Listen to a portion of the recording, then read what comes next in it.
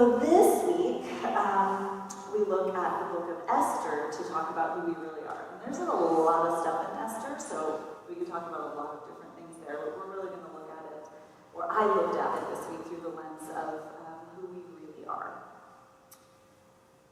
And I have questions, because that's what I do.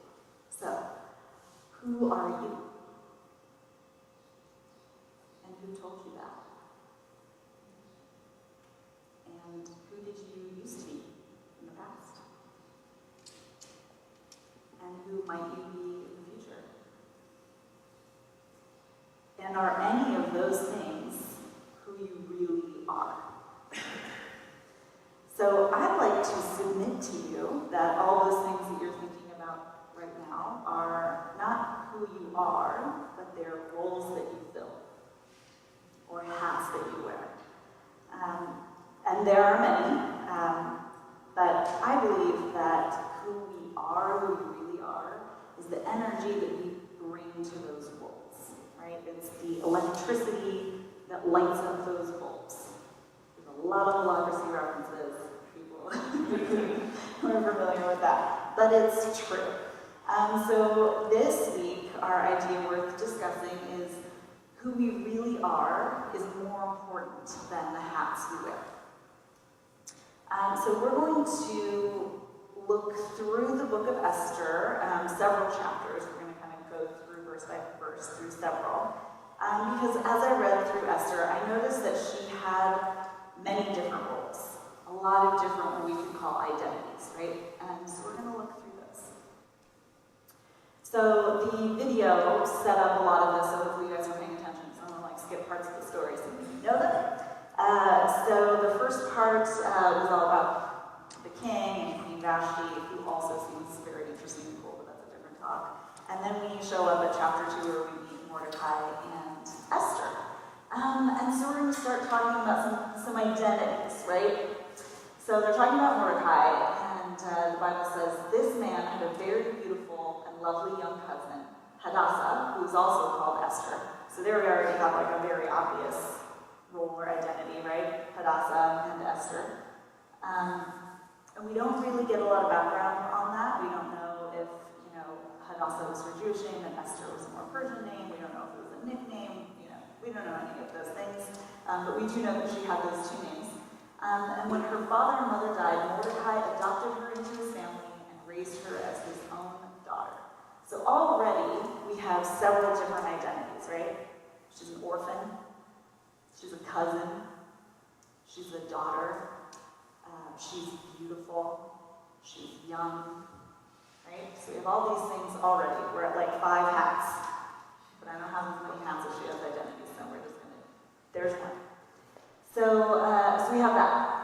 Then we're going to skip forward a little bit. As a result of the king's decree, Esther, along with many other young women, was brought to the king's harem at the fortress of Susa and placed in Heggai's care. So now we have that she's part of a harem. That's kind of a very specific identity. And then we have, Heggai. So Heggai was very impressed with Esther and treated her kindly. He quickly ordered a special menu for her, provided her with many beauty treatments, etc., etc. So now we see she's favored. She's special, right? So she's an orphaned daughter, cousin, young, beautiful, part of harem, but the special one, right? So we have a lot of identities happening already with her. And then as we read on, we also find this. Esther had not told anyone of her nationality and family background because Mordecai had directed her not to do so. So now she's undercover. Or maybe if you're some of the other women in the harem and, vying for the king's attention, she's a fraud, right? These are different identities, and it really just depends on your perspective on where you are there. That evening, so we're going to skip ahead a couple of verses, and we have that her turn comes. And that evening, she was taken to the king's private rooms, and then the next morning she was brought to the second harem. So whatever happened, and she was a contestant, right? We call her a contestant here. So it's another possible identity of hers. And then we're going to skip some more verses, and we see that, and the king loved Esther more than any of the other young women. He was so delighted with her that he set the royal crown on her head and declared her queen. Okay, so in this moment, now she has even more new ideas, right? Now she's a queen, she's the winner, right? And she's a wife. All just like that. So we're gonna keep looking. We're gonna say that's another set of hats, right? And so then we keep going on. And actually, I wanted to stop here because I noticed something, right? We're like kind of in the first third of this book. And I noticed something about Esther, and I only noticed it when the pattern broke. I was like, oh, you know what? This is really interesting. Another thing we can see about Esther is in these 3 verses. So we're going to go back a little bit. So back to toward the beginning. As a result of the king's decree, Esther, along with many other young women, was brought to the king's harem at the fortress of Susa and placed in Heggai's care. She was brought. She wasn't asked. She wasn't, hey, I want to participate. I want to pick me, right? She was told, you're going to go be here, and then she was brought there, right? A little further down, Esther was the daughter of Abihail, maybe, I don't know, who was Mordecai's uncle, and he had adopted her, which we know. When it was Esther's turn to go to the king, she accepted the advice of Heggai, the eunuch in charge of the harem. She asked for nothing except what he suggested, and she was admired by everyone who saw her. So again, we see Esther in a place where, does she use her own voice? Does she say, here's what I want to bring, this is what makes me comfortable, this is what makes me feel good, whatever the case is? No, she defers to Heggai. She says, whatever you say I should bring, that's what I'm going to bring, right? And then further down, Esther continued to keep her family background and nationality a secret. She was still following Mordecai's directions, just as she did when she lived in his home. So up until now, all we see is Esther doing what she is told, right? And so whenever we read anything, we experience anything, we do it through our own lens, right? So we see it through our own experience, through our own whatever, and I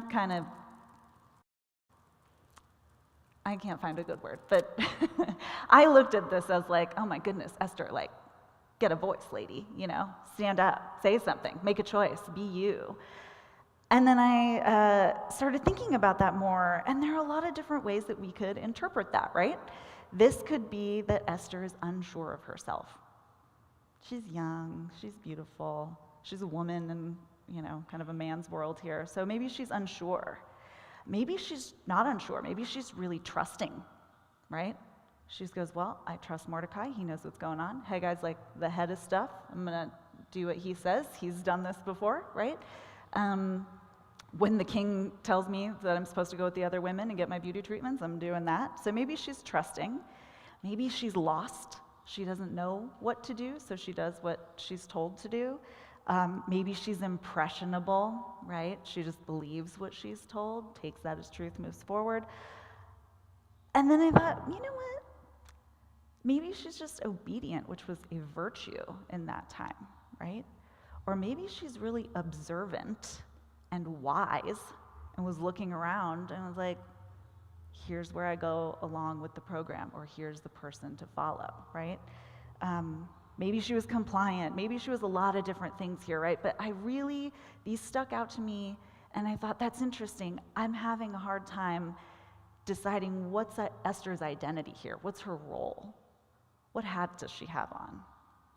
Is she an unsure fraud? Is she, like a wise, just like wallflower? We don't know. But those are some things I wanted to point out so that you can think about that, right? So she has one or many of these identities in this moment. And then, okay, so I'm gonna do like a little quick synopsis. So we watched the video, right? So we know that Haman is the right-hand guy of the king, and Mordecai doesn't bow to him, and so in a very measured response, he was like, let's kill all the Jews. So he has a decree that's going through, and Mordecai hears about it, and he is grieving, right? Publicly in the streets, And Esther hears about this, and so she goes out. She doesn't go out, she sends her attendant. So this attendant is going back and forth between Esther and Mordecai, and he's saying, Esther, do you even know what happened? This is what happened. He catches her up on what's going on, right? And so he catches her up, and then he also, I skipped one. We're going to skip over that. We'll go back there. So he tells her what's happened, right? And he also gives her, it's not even a request, it's like, here's what you need to do. And this is the first time that we see Esther go, are you sure though? Like, is that our only option? Because he tells her, you need to go into the king, and you need to be the savior for the people, right? You need to go into the king, you need to say, I'm your queen, and I need you to reverse this decree. And she replies back to him kind of rhetorically, right? Because everyone knew the laws at that time, and she said, Mordecai, I might die. That's not a great plan. Let's find a different plan. It's the first time she pushes back, when literally her life is on the line. Because if you go into the presence of the king, and he hasn't requested to see you, the penalty is death. Unless he's feeling good or decides he likes you that day and he extends the gold scepter, and then you get to live. But these are high stakes, right? This is not a small request. And so she pushes back, and he pushes back and says, look, don't think that you'll be spared just because you're in the palace, right? We're going to be saved from somewhere, and I think that you are in this place at this time to save us, right? Your identity here is that you are queen, and you are set up to be the savior. You're going to save us, right? So now Esther has to really consider what role she wants to play. Does she want to be the hero, the savior, right? Does she want to be a victim? Because she might definitely walk into the court and off with her head, right? And she's done no good to anyone at that point. So victim or martyr, right? So she really has a choice to make on what she wants to do and who she wants to be in this moment. And so here's what she does. She says, okay, Mordecai, go and gather all the Jews of Susa and fast for me. Do not eat or drink for 3 days, night or day. My maids and I will do the same. And then, though it is against the law, I will go in to see the king. If I must die, I must die. Right? Which we heard earlier in the video. And if I perish, I perish. And even in the video, he talks about it, right? He's like, and in this moment of strength, in this really great moment, she's like, and if I die, I die. Cue Marvel music and cape, right? She's riding in to save the day. And that's how I read it, the 400 times, that I've read this story before. And then this week I thought, we don't actually know that. There's no, screen notes and she puts her hands on her hips, or, there's no emojis of strong arm or whatever. We don't know. We just know that she said, and if I die, I die. And it sounds kind of badass. So I was like, identity, badass. And that is possible. But it's also possible that she said that shaking and trembling and being like, oh God, and if I die, I die. This sucks. Why does this have to be me, right? And just not wanting to do it at all. Feeling forced into it because all she knows is to follow instructions, right?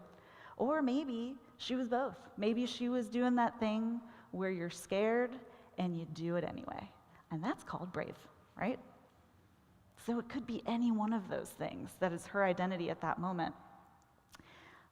And then, and I want to do a little callback here because last week, 2 weeks ago, I already forgot, last week, Jeremy was talking about what we do when we get in hot water, right?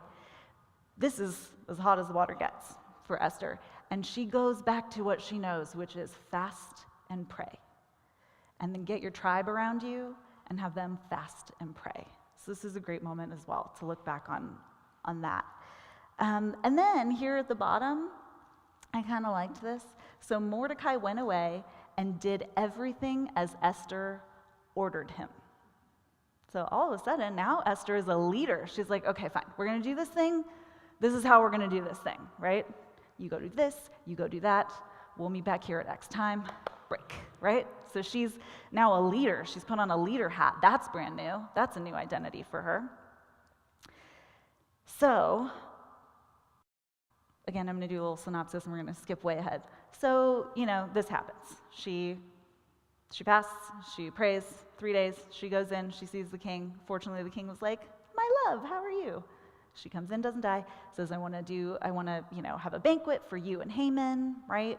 And so she ends up having 2 banquets. And then as I was reading that, I was like, oh yeah, that's what Jaramillo was talking about that first week. This is a third way, nonviolent resistance, direct action, right?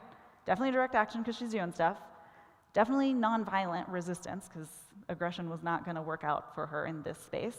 And she had to get really creative, right? So there's another maybe identity for her. She's clever and creative because she knows who her husband is. He likes the vino, he likes the banquets. And so she's like, let me do that for you a couple times. Make sure you're really, really happy before, I tell you I'm Jewish and also this guy's trying to kill all of us and please revoke your degree. And it goes well, right?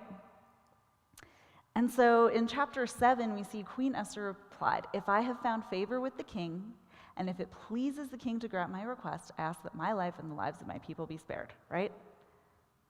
So there we are. If it pleases my king, and she knows she pleases her king, because on many different occasions in the recent past, she's seen, okay, we have a good dynamic right now. We have a good rapport. Now's the time. If you're happy with me, here's what I'm going to ask of you, right? So again, it's that cleverness, it's that creativity.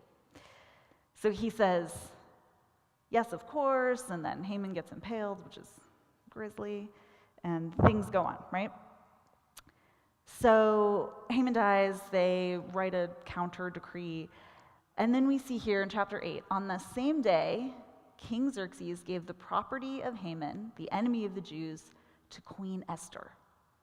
So now we have another role, another hat. Now she is landowner, not common for women in those days, even the queen, right? The queen could ask for stuff from the king, but the queen didn't have her own stuff. She now owns the estate and property of Haman, who was the second wealthiest man in the kingdom. So this is huge. Now she's property owner, she has an estate. And then we see, and Esther appointed Mordecai to be in charge of Haman's property because she's a straight up boss. So now we have landowner, boss, queen, wife, clever, right? Favored, special, beautiful, young, cousin, orphan, all these things. All of these different identities, these roles, these hats that she wears. And I thought, wow, that's a lot. And we're not even to the end of the book. There's like a few more chapters here, but for the sake of time, I'm not going to continue to go through them.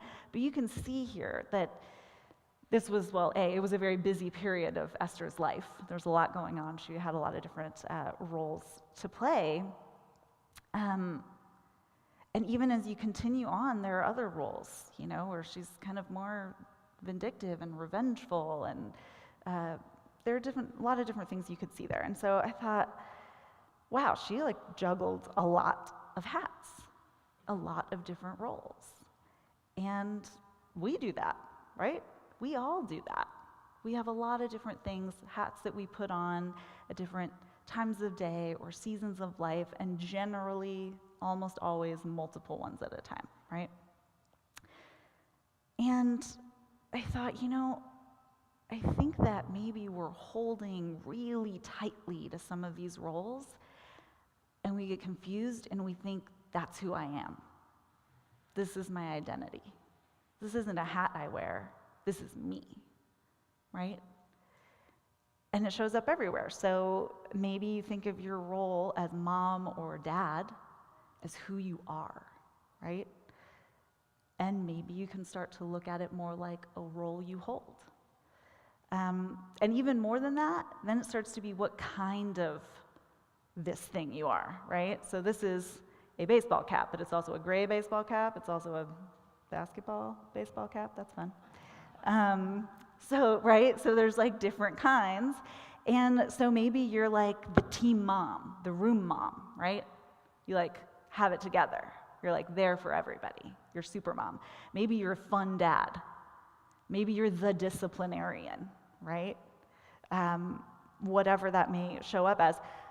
Maybe it's not, for those of us who aren't parents, maybe it's your role as friend, or it's your job, right? lawyer, teacher, musician, pastor, right? That's who I am. It's not a role I hold. And maybe we can start to put some space between those things. And then even sometimes it's a role that's been assigned to you, right? So maybe it's you're the dependable friend, or you're the wise boss, or you're the late sibling, right? Or you're the flighty volunteer, whatever the case is. Either way, these are all different hats, right? They're not exactly who we are. So I was listening to Rob Bell's podcast this week called The Robcast, which is clever, and I recommend it. It's super fun. It's a great podcast. And he was talking about love and muchness. And he said, you cannot divide the infinite.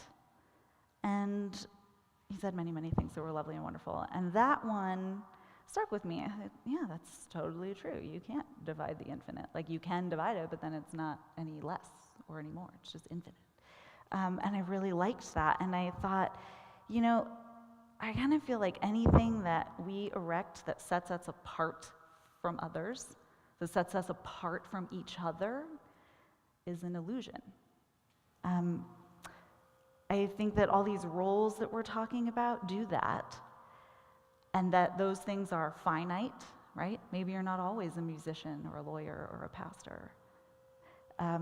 They are limited because you certainly are not only those things, right? That's one facet of very complex human beings.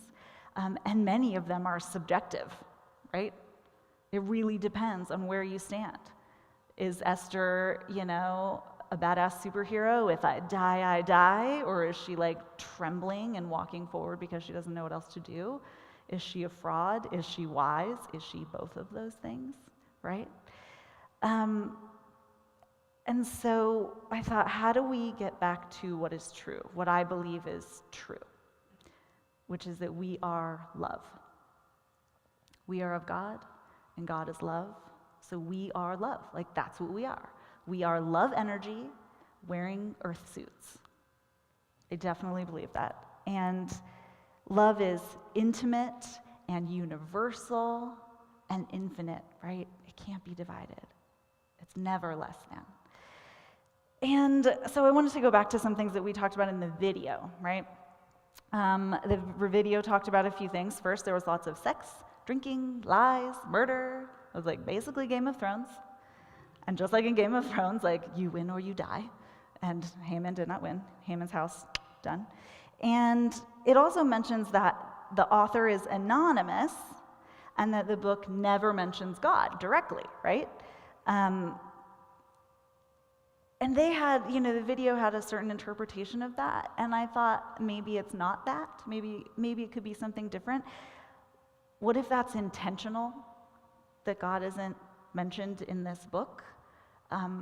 Throughout a lot of the Old Testament and just, in fact, human history, we see a lot of stories like this, right? Power struggle and violence and fear and all of these things, right? People just trying to figure it out and survive. And I thought, okay, well, so maybe it's on purpose. Maybe this is a story to show us this is what humans do. We do this. And sometimes we do this and we claim God as the impetus or the justification. But this is what we do, kind of regardless, right? But I don't think that this is who we are, right?